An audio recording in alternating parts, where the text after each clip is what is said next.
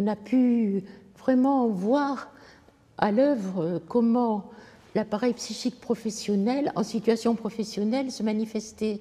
C'est-à-dire que on veut prendre certaines décisions rationnelles, mais en réalité, on est tiraillé par la recherche de gratification narcissique, par des angoisses, comme celle que j'ai ici pour vous parler, par son surmoi didactique, son surmoi pédagogique, son surmoi institutionnel, son idéal du moi. On voudrait être l'enseignant que tout le monde adore. Et au milieu de tout ça, on arrive à une résultante de compromis qui n'est pas celle qu'on aimerait la plupart du temps. Et pourtant, c'est ça qui se passe. L'appareil psychique, il travaille en permanence à notre insu. Et du coup, on va le voir tout à l'heure, mais les dispositifs d'accompagnement, c'est là-dessus qu'ils travaillent, c'est sur la fluidité entre les instances, pour donner un peu de jeu, parce que beaucoup d'enseignants ont des surmois très cruels, ils se persécutent eux-mêmes, ou bien ils ont un idéal du moi très haut placé, évidemment qui sera toujours inaccessible et donc ils seront toujours en malaise, ou d'autres enseignants, mais ceux-là on les voit moins demander de l'aide, recherche des gratifications narcissiques plutôt que de faire travailler les élèves. Oui, et en même temps, c'est un risque qui peut tous nous attraper en situation d'enseignement, puisque justement, ce sont des processus inconscients. Mais je ne me sens pas du tout exemple de ça, et j'ai toujours travaillé sur moi pour essayer de comprendre ce qui se passait. Mais d'ailleurs, je trouve ça vraiment intéressant. Il y a dans plusieurs articles, vous décrivez des séquences pédagogiques.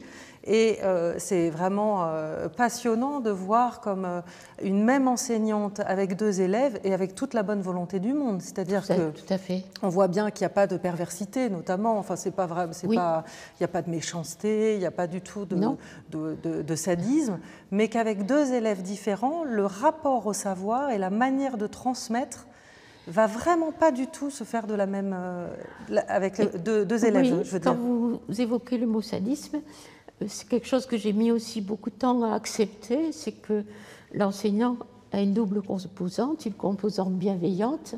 Tous les jeunes professeurs, ils vous disent en arrivant, moi je vais être un prof gentil, c'est le mot, gentil. Mais il va falloir qu'ils acceptent qu'ils ont une part obscure et qui est réveillée structurellement par la situation, cette situation close où des abus peuvent se produire et où l'emprise guette. Alors que ce n'est pas qu'ils sont sadiques.